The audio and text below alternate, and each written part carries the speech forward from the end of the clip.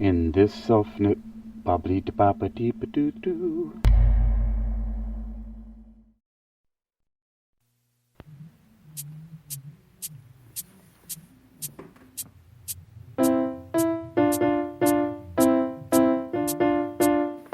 All right. What you're about to listen to is science fiction. Please hear that again. What you're about to listen to is science fiction. You're going to listen to science fiction. Not even high concept science fiction. You know? It's science plus fiction. I mean, that says it all. So, once again, what follows is science fiction. I repeat, what follows is science fiction.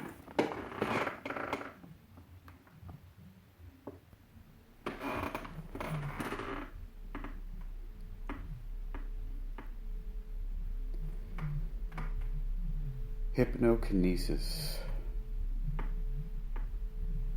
Chapter 1. What is hypnokinesis? Well, in short, it is the ability to share, influence, invade, control, manipulate the dreams and the dreaming content and dream content of another individual to one of the closest things that we have to that in fiction, and is Freddy Krueger from the Nightmare on Elm Street movie franchise. You know, and of course, when Freddy Krueger killed people in their dreams, they died, their physical body. So their dreaming, if their dreaming experience was done with being killed by Freddy Krueger somehow, then their physical body would also die. And so that's just a very extreme example of hypnokinesis in fiction. So we have a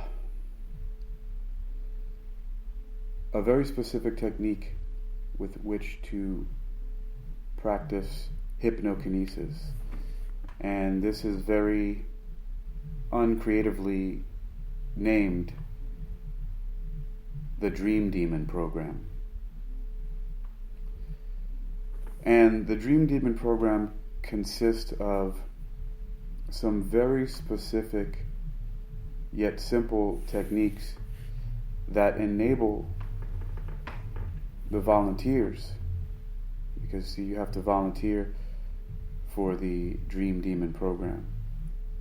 I mean, you may not have known about it before. A person may not have known about, of course, the Dream Demon program before, because, you know, this kind of thing just doesn't go advertised everywhere.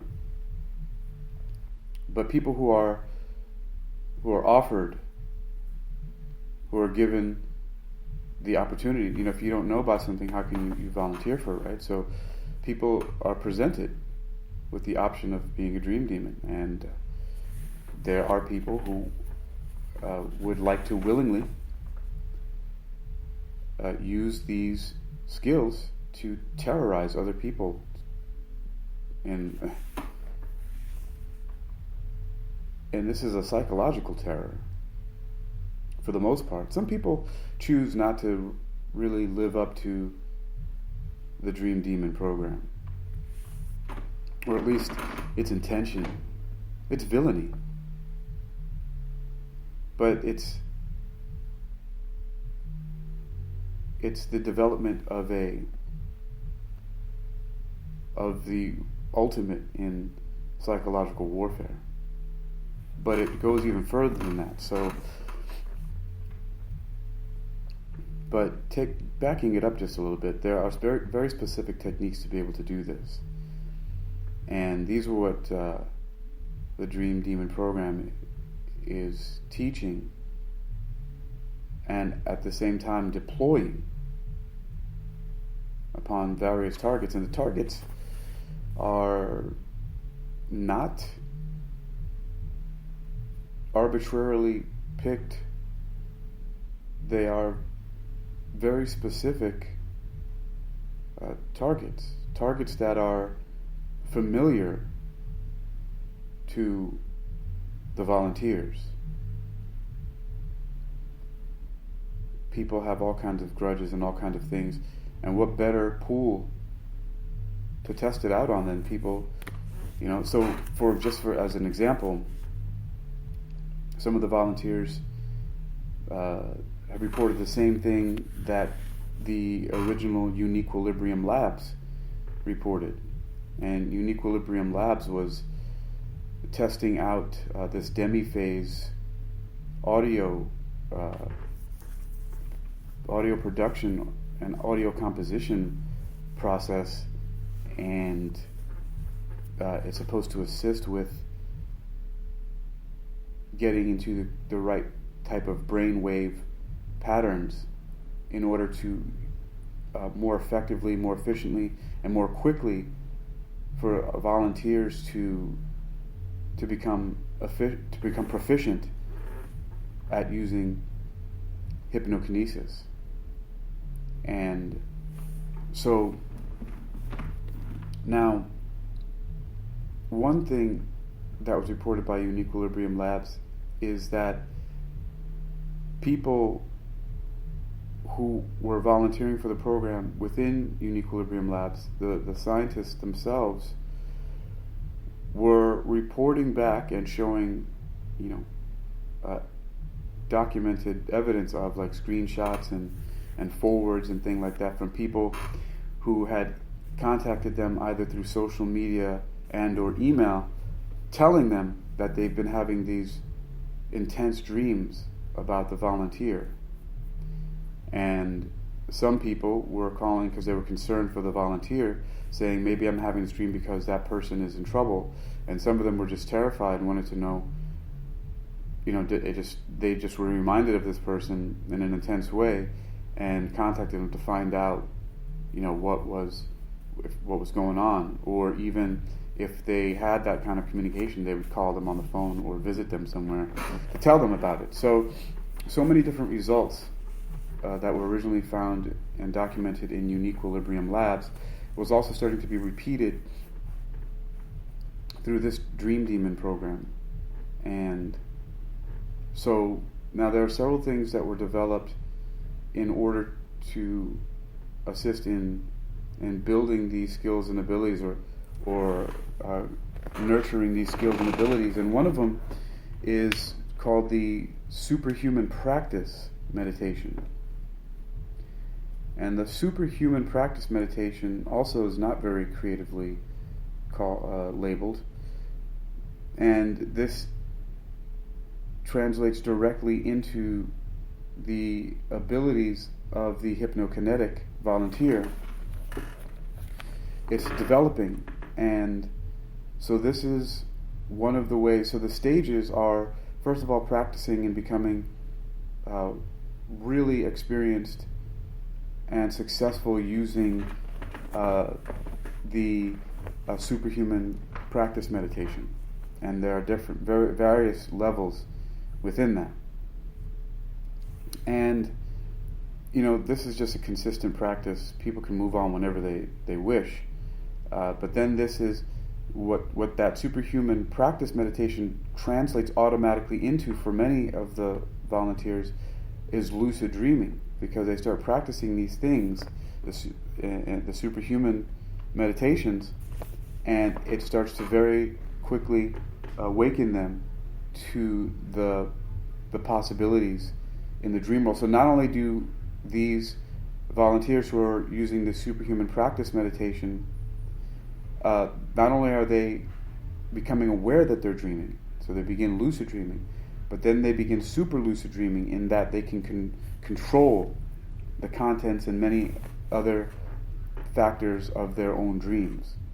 And so now they've entered into a new world. They've unlocked a completely new realm with which to explore consciously, as if you're projected your consciousness into an avatar, because that's what it is. For myself and many other people who practice and experience lucid dreaming, it's just like being in a whole new reality. Just like you're going somewhere else, because you take so many of these memories with you. It's like every time, sort of, another reference to science, to science fiction is Quantum Leap, the show. So this guy would travel through. He entered in a time machine. I don't know what time period it was, but it would send him back into different times and different places. I don't know if around the world, but definitely around the country. And he would just kind of wake up into this new adventure. And then, usually, of course, each show wanted to give a conclusion, right? So he kind of wrapped something up that he was supposed to do at that time, set something right. However, this doesn't happen in the lucid dreaming state, at least not always, and not indirectly as a result of the superhuman practice meditation. So the superhuman practice meditation unlocks a psychological or a mental door, and as we'll see, even a metaphysical door into another realm. Because a lot of times these different dimensions, these realms, these different realities of the mind, the dreaming world, have very stable architectures and landscapes. Like buildings, you can leave one part of it, go somewhere far off, and come back, and it'll be the same. The walls in the same place, and staircase in the same place, so on and so forth, and everything generally where it was when you left it before you came back. And so many things like that are fascinating, but so not always do the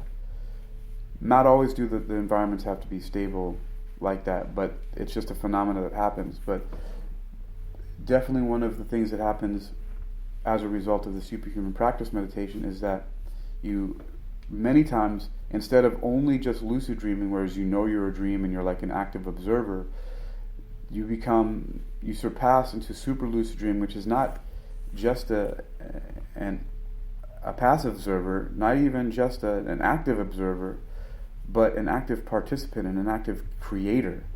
And sometimes you take over the entire process. And so now, when you are able to become a lucid dreamer, then you're able to then start to put together the other tools with which to cross the bridge and share, manipulate, influence, invade, control the dreams of others, and implant ideas and images and all different manner of senses into their mind and what they believe may be their imagination, but feels all too real to separate it. You basically, in part, because of the volunteer's practice as a practicing superhuman meditation and becoming lucid dreamers themselves, super lucid dreamers themselves, their targets become more often than not simply lucid dreamers, where they're now observers. They become aware of what's going on, but they have no control over it. And sometimes, much less often, very small percentage, some of them then become super lucid dreamers, where they are then able to interact and control in a much more bold way. But that's a very, very tiny percentage. It's very, very rare. And but most likely what happens is they become aware of their dreams, and that's why it has such a significant impact on it, why they remember it more, why they reach out to the volunteers or the person who's practicing the superhuman meditation, and then choosing targets with which to deploy hypno-kinetic experiences. So these are reported across different laboratories and with various different participants. So now the superhuman practice meditation is being used all over the place, and it's very simple. The phase one of it is to choose a single story dwelling, or reduce your current dwelling to wherever you are to a single floor of that. So if you have, for example, if you have a 2 or 3 bedroom house, you limit your practice to a single level, only the first floor, or whatever floor you choose, second or third floor of the house. If you're in an apartment building, choose only your apartment and its first floor, or its second floor, but choose only one floor. So the reason why this is because the simple practice of superhuman practice meditation begins with steering, the practice of steering, which is, well, first there's an environmental reconstruction, and then there's a steering. And so the environmental reconstruction is that you, for example, sit down in a recliner or on a chair, a couch, sofa, a bed. You lie down or sit down, close your eyes, and then imagine the place where you're sitting down or lying down is, and imagine your body laying there in that position.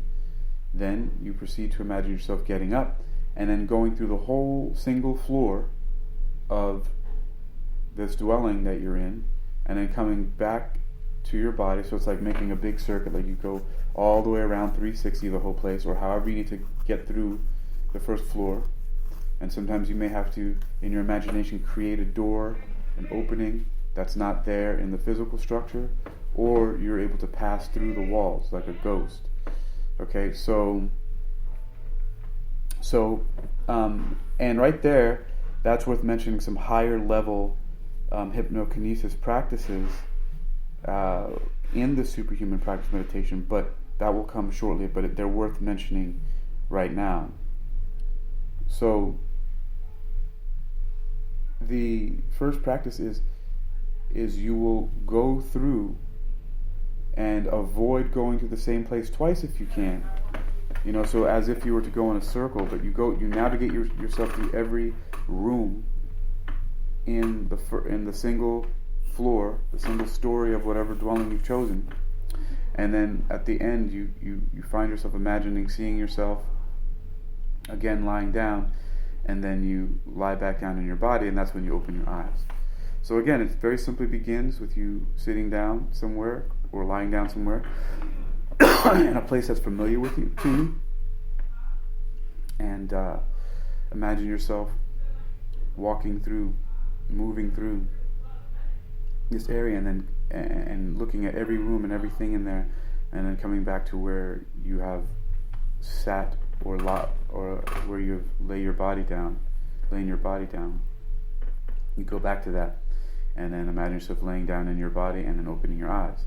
So that's the very first step, and a very simple step of the superhuman practice meditation.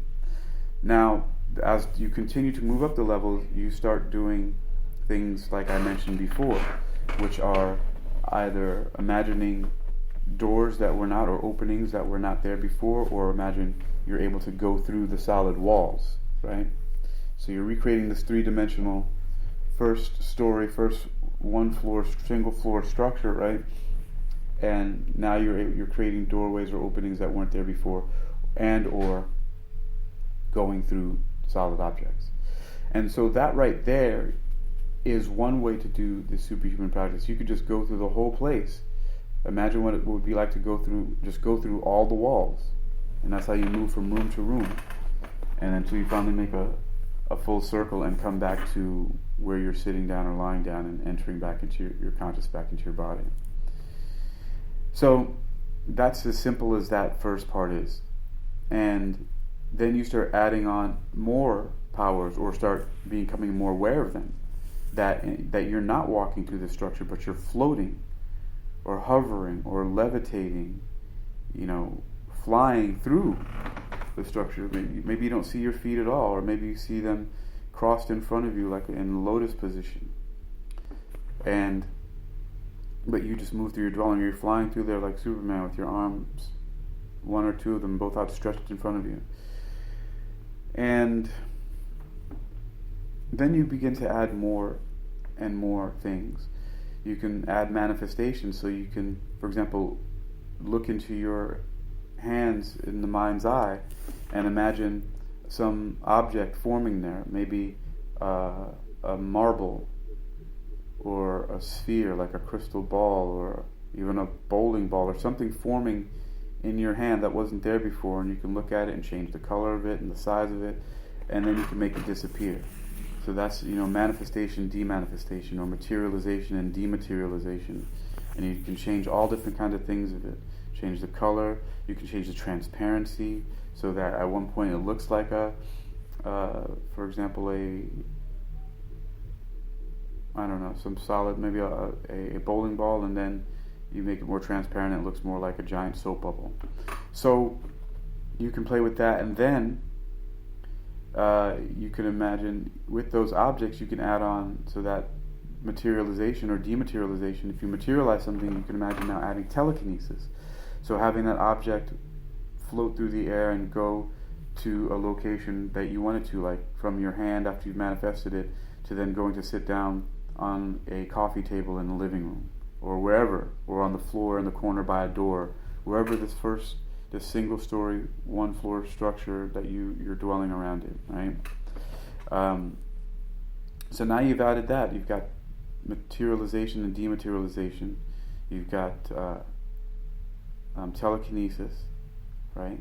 And then you have all these other kinetic abilities. You can practice all different variations of telekinesis and psychokinesis and telepathy. Electrokinesis, where you can manipulate electricity and lightning. Pyrokinesis, specifically fire, right? Hydrokinesis, specifically water, and on and on and on, right? And this is all within the scope of hypnokinesis. You can do all of these things in the dream state, which is a thought reactive experience. It's better than all the virtual reality out there. I mean, it's hyper, it's really like going into another avatar. I mean, you feel, smell, taste, touch, everything is there. Temperature changes of pain, pressure, so many things. So, in this thought responsive experience, you can, of hypnokinesis, you are also experiencing all of the different type of telekinetic abilities and psychokinetic abilities. And so the sky's the limit. All of those different things apply. Now, that overview there doesn't tell you anything about how do you then cross the bridge into another person's dream state. Well, there are several different ways, and this is actually so simple and right in front of our faces. A lot of people don't realize this, but these superhighways have always been being created, and these superhighways are composed of multimedia. You see, if two people read the same book, they automatically have a line open that's connecting them to each other. Anytime two people experience similar content or a similar specific event, but specifically something that's static, it has to be pre-composed and looks generally the same to everybody. So the order of the words in a book in English, right? Like if two people read the same book, for example, the Dynamic Audiolingual Method, right? Published by Haiku Science Academy. The Dynamic Audiolingual Method published by the Haiku Science Academy. If two people read that same book, okay, and in the same format, it's a specific size, and everybody that turns will see the same thing on page 1 as any other person that looks at page 1, and the same thing with page 100, and so on and so forth. And the front cover and the back cover, everything's uniform. It's a very specific formula that's in a rigid form, that when anybody looks at it, for the most part, they're going to see it the same, and they're experiencing some aspect of it the same. that people might pronounce the words differently, but the actual characters, the actual symbols that are used in the order that they are seen for the most part by most people in the same way anyway. And if people understand things similarly when they're reading it, see, the more similarities they are in each person's experiences, the less resistance there is to cross over into each other's dreaming experience. And most people are just doing it randomly. But you can target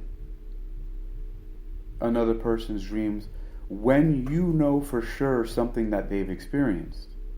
And in one of these forms, I just use the form of a book, but it could be songs. Oh, this is one of the most powerful and most pandemic ones. Is music. And then, of course, there are movies and YouTube videos and on and on and on and on. And so all these doorways are being opened to different people all the time. But if you want to target a specific person, all you need is to know what the person looks or sounds like or even smells like, right? And know that they have also read Hypnotic Wax, for example, which is a haiku compilation.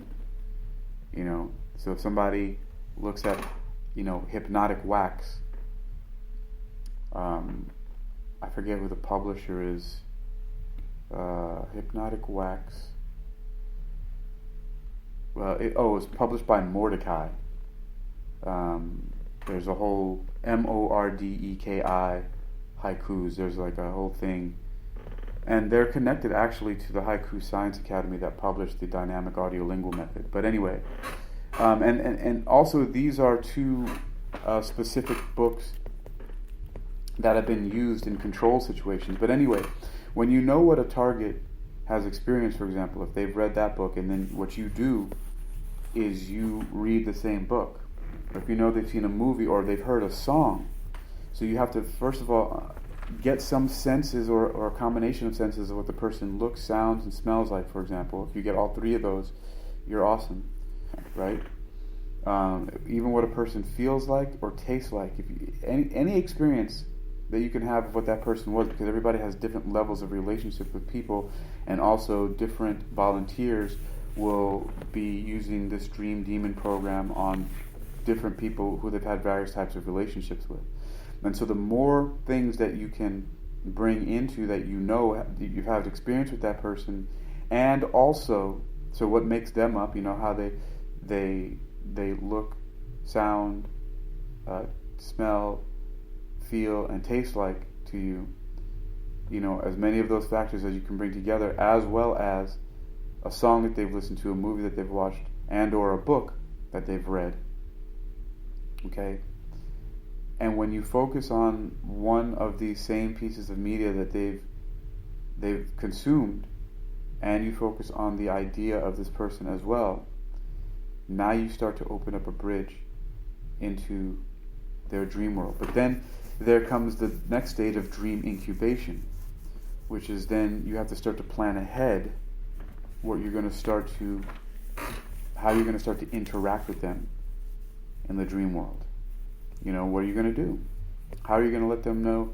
What are you going to say? Are you just going to say their name, like you're haunting them?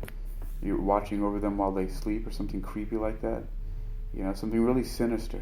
This is after all the Dream Demon program. We're creating, psychological weapons. And so this requires some very specific steps. So dream incubation is another one of them.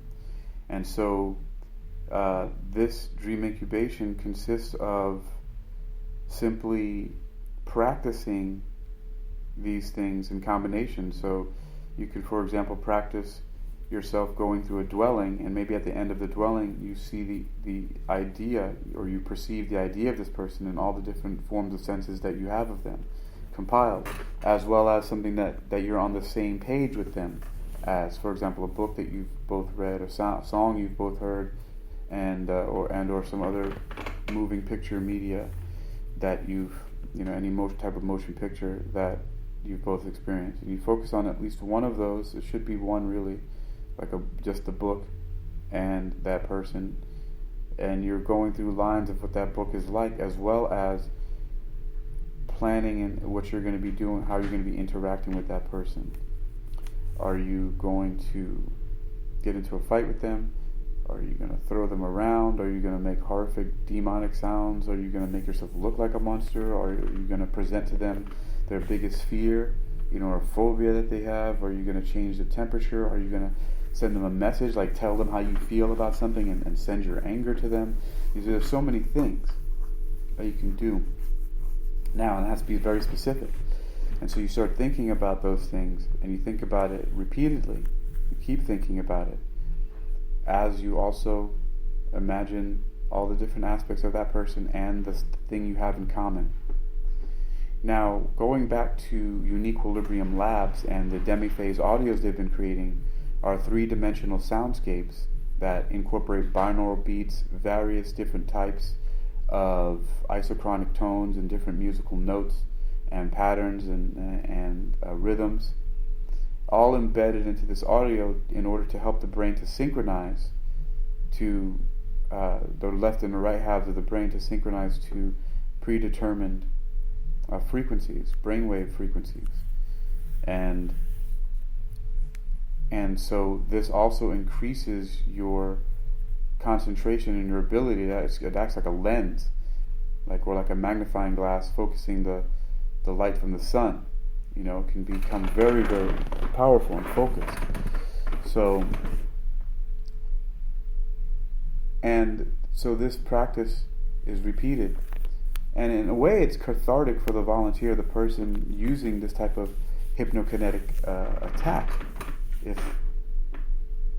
this hypnokinetic attack is one way of describing these endeavors. Is you are terrorizing this person, maybe getting with your own vendetta, and even being very cathartic to the hypnokinetic practitioner who's practicing superhuman practice meditation. They may be angry at the person for some reason. The more that they act out their vengeance, but with these other very specific ways to transfer that information to them, by holding as many details about your idea of that person with something that you've experienced in common, some form. It's got to be a longer form of media, like a book or story, some complete idea that you both understand, and use that to ride. I mean, lots of people have the same experiences and listen to the same movies, but unless you focus on that experience with that person, you're not opening up enough of a specific connection. It's like the more things that you can imagine, the more different details. It's like fine-tuning the channel. It's like on those old analog radios where there's at some point in time where you could turn that knob and get it just right, get the clearest signal for where you are, right? Now digital pinpoints it exactly, and some digital systems, for example, tuning into radio stations, have very good scanners, and they'll fix themselves once they focus on the clearest channel according to predetermined parameters and standards. So anyway, that's what we're doing, is we're getting more focused and clear the more details we can connect and also single out. That's what makes a different station, a different experience, a different film or something like that. That is what is going to be one of the best ways to make that bridge in order to share another dream with another person. I am dreaming.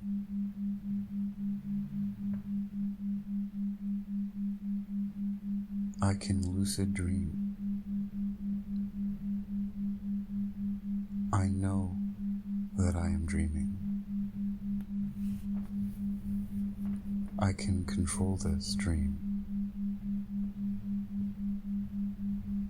In this dream, I can do whatever I want to do. Yes, I am dreaming. I am a lucid dreamer.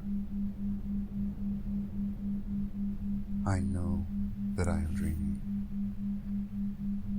and I am all powerful in my dreams. So, basically, crossing over into the dreams of others. So those different things have to be understood, as simple as they may sound, but in practice, a lot of people have a very difficult time doing that. But once you get down to understanding that that is the way to cross that bridge, you'll practice it over and over and over again. And the more you do it, the better you'll get at sending that message or that idea. It's what you're basically doing is creating another form of multimedia.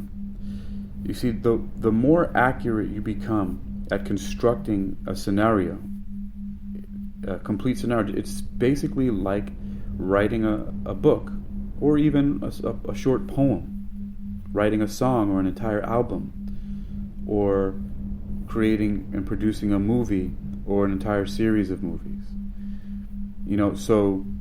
And once you do that and you practice that scenario and you can close it off, make it a closed system, that is then just like a finished product of any form of media that you can. And what you do is you present that completed project, that completed media project, to the person by using a couple of different keys to unlock a doorway into their mental experience.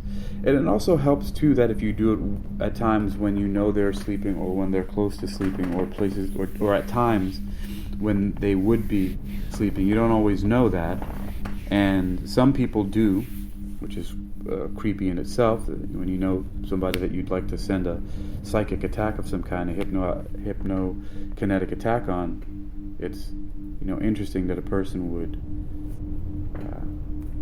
Anyway, so the Dream Demon program, that's a big part of it, is then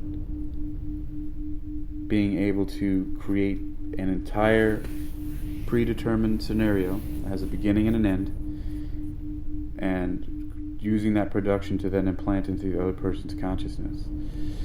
So that right there is it in a nutshell. I mean, and that's the whole purpose. That's how the best way to sum it up is that you're creating another multimedia experience for that person. And the more you practice it and rehearse it in your own imagination, the more stable it becomes. And the more stable it becomes, then you can run that scenario from beginning to end while you open up in those bridges, those doorways into the other person's dreaming state, their consciousness, their experience. And it can be plugged in any time. What's eventually going to happen is that seed has been planted even while they're awake and doing other stuff, but it gets implanted into the unconscious parts of their mind, and then starts to come up into the subconscious realm of the dreams. Is a dream. And so, hold on for a second here. So, let me get rid of that. So, that's a way to get that into the other person's dream state. So that's just another way right there. Now, that in itself, is understood very easily by most people. I mean, and again, it's simply by making any piece of media. Like, for example, you could record a podcast, and all of the people that listen to that podcast, for example, will now have heard the same thing and now have had a shared experience. And so that's basically all you're doing. You're creating a podcast or a song or a book or anything like that which you then share with other people, and those then become bridges into their unconscious minds. However, there are other factors that come into play, which are, you being able to understand as many different physical qualities of the person as possible, how they sound, how they look, how they smell, and various other sensory experiences, and then while focusing on those things and a shared experience, you then are creating another piece of media, a fully scripted scenario that you can then present to them. And so it's it's involved and requires a great deal of concentration and focus, discipline. But once practiced over and over again, especially, what's really easy to do is to get people to at least go through these motions and talk to them about it and keep them motivated to practice is by paying volunteers. So, yes, paid and volunteer aren't always mutually exclusive, because, people don't know about something and they don't even know that they can volunteer for it. And so you say, hey, not a lot of people are down to do something as villainous as practice hypnokinesis in something called the Dream Demon program, and terrorize their friends and family, or former friends, and their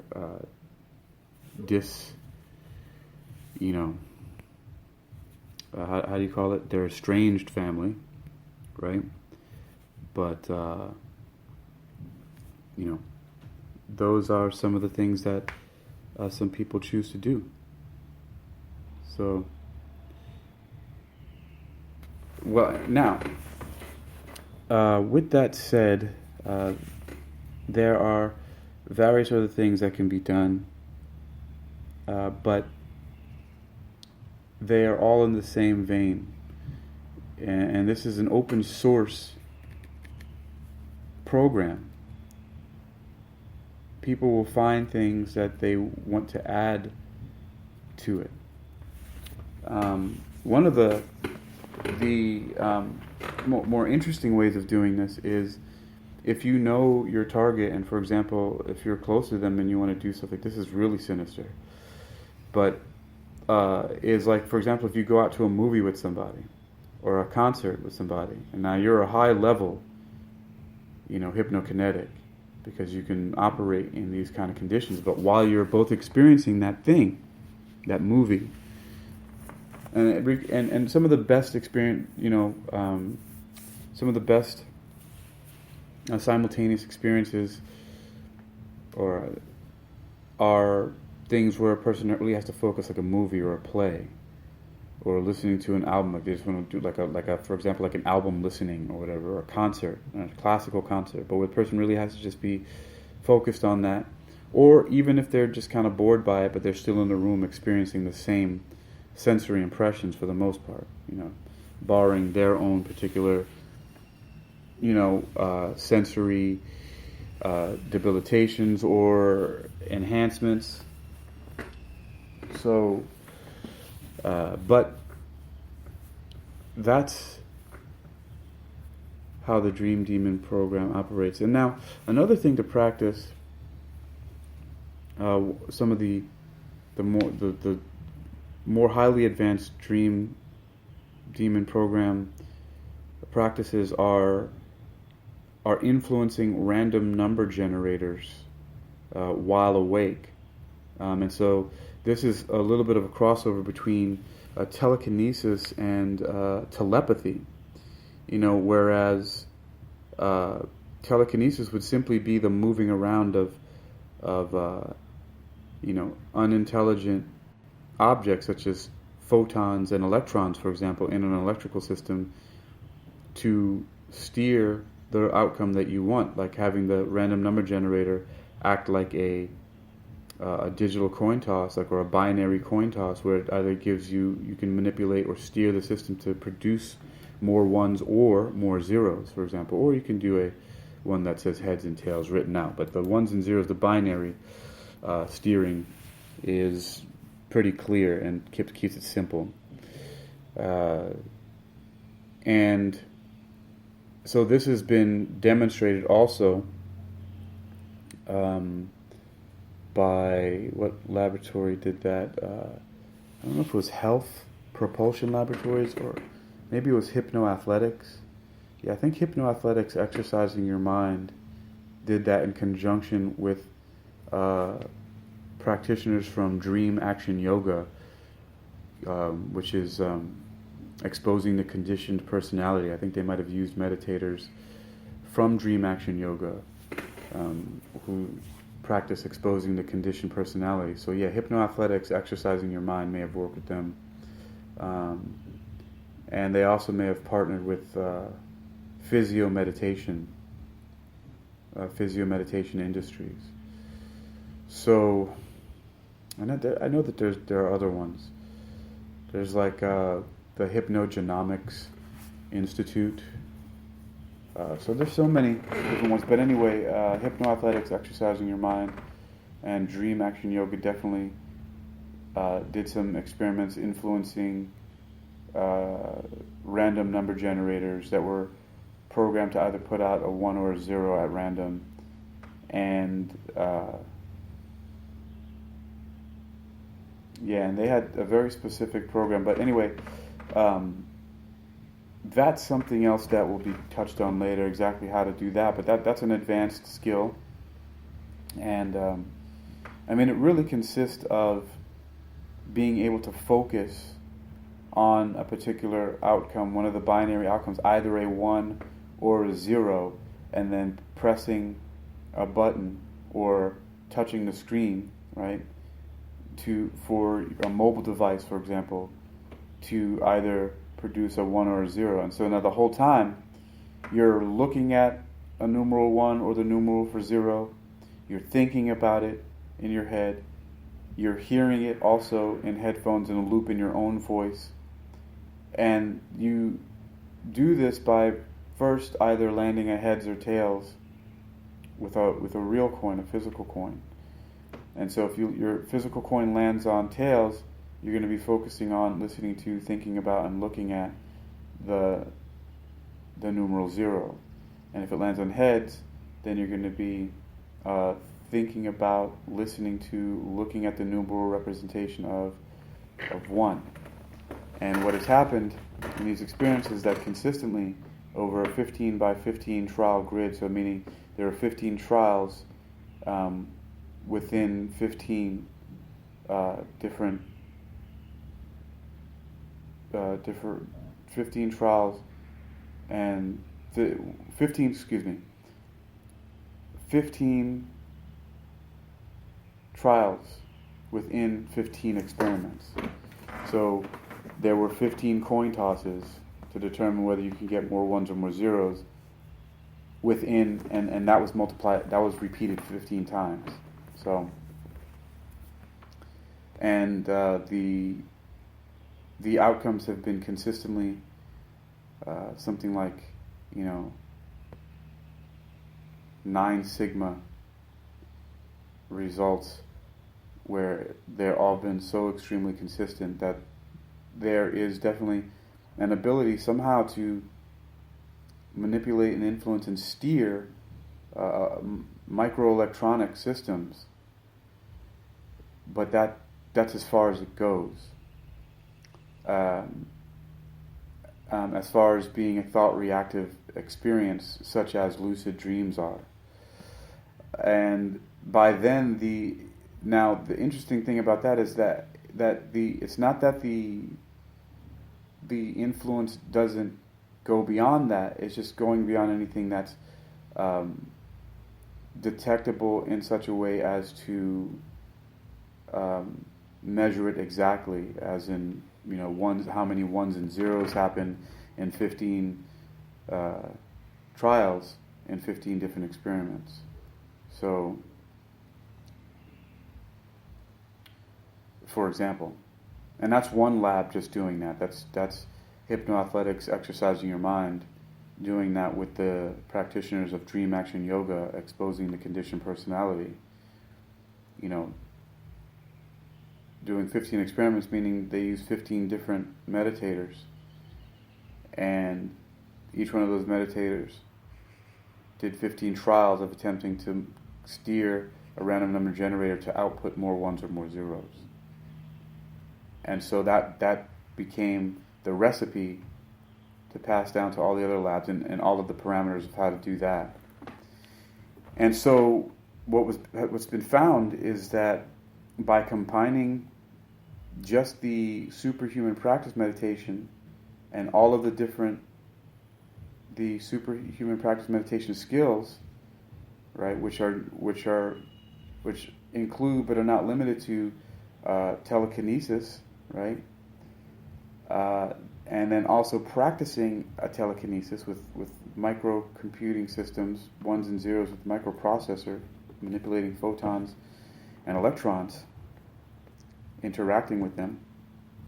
And again, one idea is simply that it's a telekinetic application, a telekinetic, response.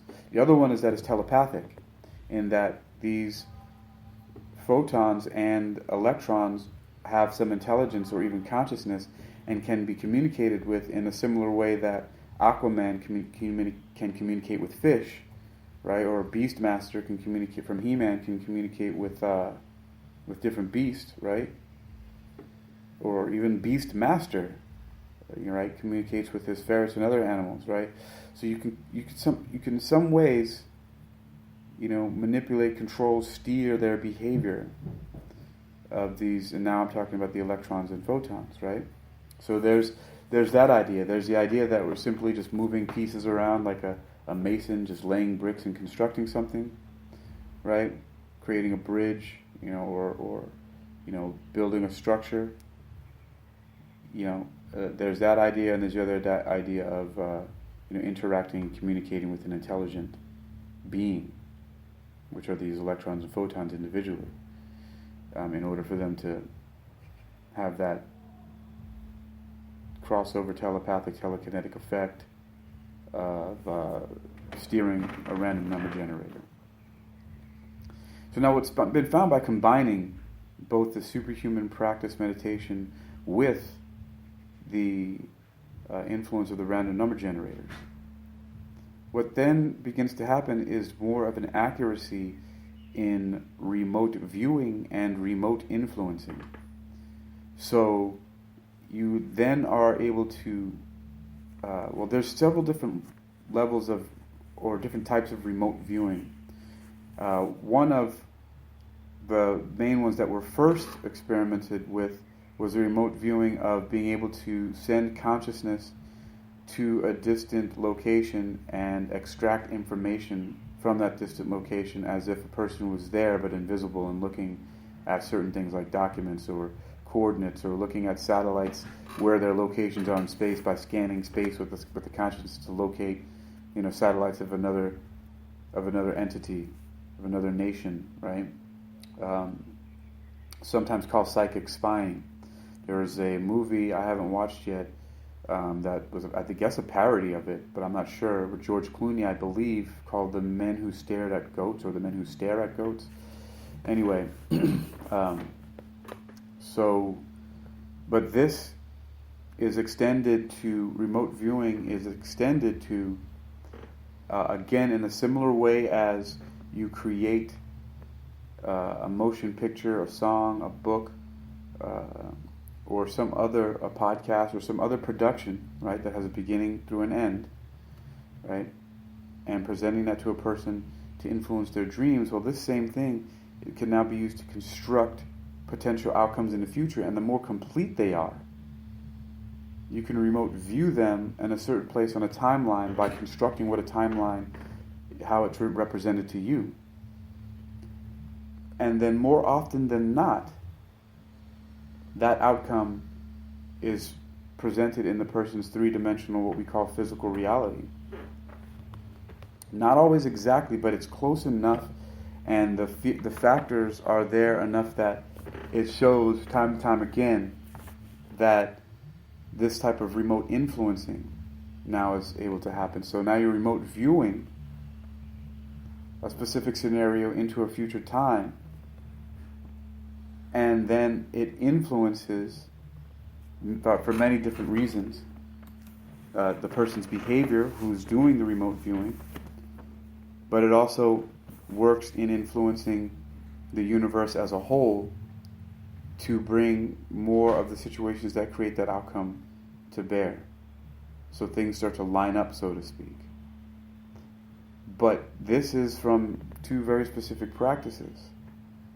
And one of them seems to be purely in the imagination, but another one is right on the it's on a bridge. It walks a fine line, and that's specifically speaking of the influence of random number generators, because you're using your imagination as well as other senses of sight and sound to help focus on a specific outcome. And but again, that's the same thing that happens when, when you say, you can say, create a poem, and you can record that poem using your own voice, maybe with some music in the background, and it might only be 10 seconds, but now you have a completed piece of media, and you can share that to people, and especially make sure that people, or a person, a target, experiences that also. Now you have a shared experience and a bridge with which you can use to ride directly into their consciousness. And some of you may understand now how certain organizations and how there's certain programming, certain television programming or radio programming or certain programs in general is exactly what they're doing, programming. So, I'm not saying there's anything wrong with programming, just pointing it out. I mean, it can be. Depends on what's being programmed. But so, all of this has to do with programming. It's like scripting things. The more things are scripted and played out, the more they can be transferred. Just like how people can transfer the files of a song. But if something is just an open-ended idea without any closed loop that can be played from the beginning and end, and every person, for the most part, will experience it at the same speed, and everything else that's included. But that's a very powerful tool. And then, remote viewing and remote influencing become even more pronounced and are now shown to be directly connected to at least a few different types of things that a person can practice. One that is just got barely on a micro, or even a subatomic level into the physical world, to one that is purely, one could say, purely in the imagination. And it's just that the more details you can create of an environment, person, and the scenario and environment they're in or may be in or have been in at one time, the more clearly you can send a signal on all those little details. It's amazing. And you just start to turn up the intensity. And you also start to get to play with time, with temporal manipulation. So now there are going to be some more experiments. And remember, experiments of this sort are just the same thing as cooking. Same way as a person cooks food. If you're gonna make a cake, you can share that recipe with someone, right? And what is the recipe going to have? It's going to have the ingredients, right?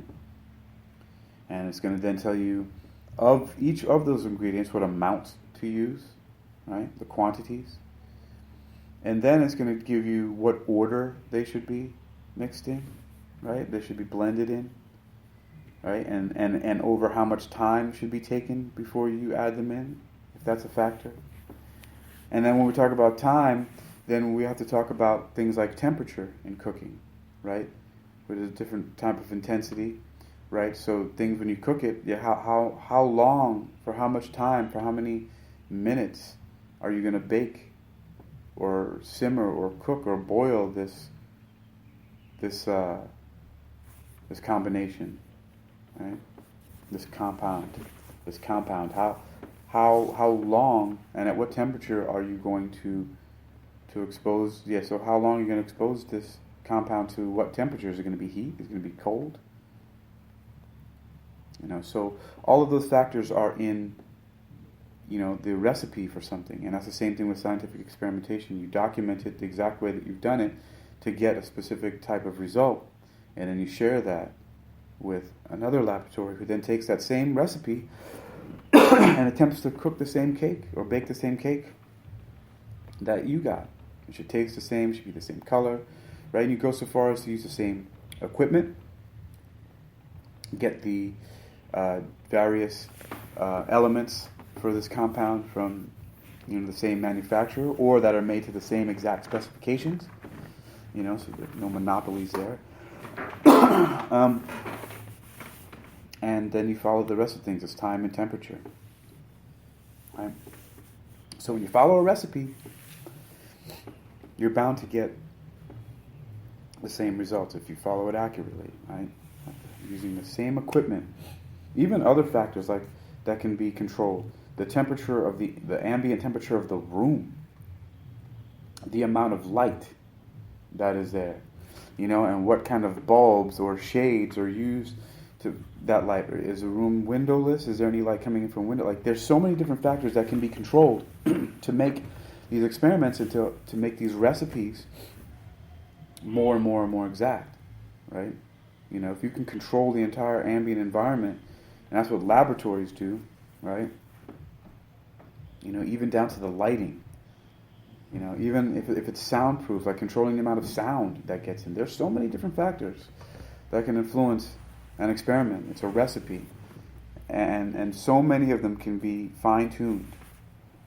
But in general, by following the recipe overall, most people will get a similar result, So, something as simple as, with, for example, putting rice in a rice cooker, for example, like if you put 1 cup of rice, you put 2 cups of water. And then you just press the button, and depending on where you got like if it's all the same brand of rice, and you use the same rice cooker, right, and the lighting in the room, so many things, right? If you do the same stuff, you're going to get the same kind of rice. And just like a fast food restaurant, like McDonald's, right? McDonald's, pretty much almost wherever you go, a Big Mac is going to taste like a Big Mac.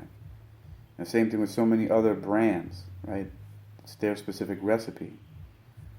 So, anyway, that's a little note of, when thinking about doing a Dream Demon program and developing hypno-kinetic abilities. The superhuman practice meditation should be practiced just that way, by sending your consciousness through a route to get back to where you are, like you're leaving and going around a dwelling. And so to practice more and more and more, you even begin to get more details about the dwelling. And it becomes about practice, and others will progress more quickly than others. But so I think that's a good introduction to hypnokinetics. There are many applications of it, and more are definitely going to be uncovered, if not discovered, or even invented by using these different protocols. And so, and almost no one can escape from it. There are bridges and connections between all of us for the most part. And we can now very clearly tap into that superhighway of information. But now it just becomes, the more people start to practice it, where it'll raise the consciousness level of everybody. Because now you're not just going to have a few, elites that know this technology, but everybody will be practicing, and it'll completely change the conditions of existence. So, all right, it's going to be enough of hypnokinesis, developing hypnokinetic abilities through the Dream Demon program, and several other things that are being used. There are a lot of a lot of different things that are going to be experienced. So, we'll see what things are there are to come.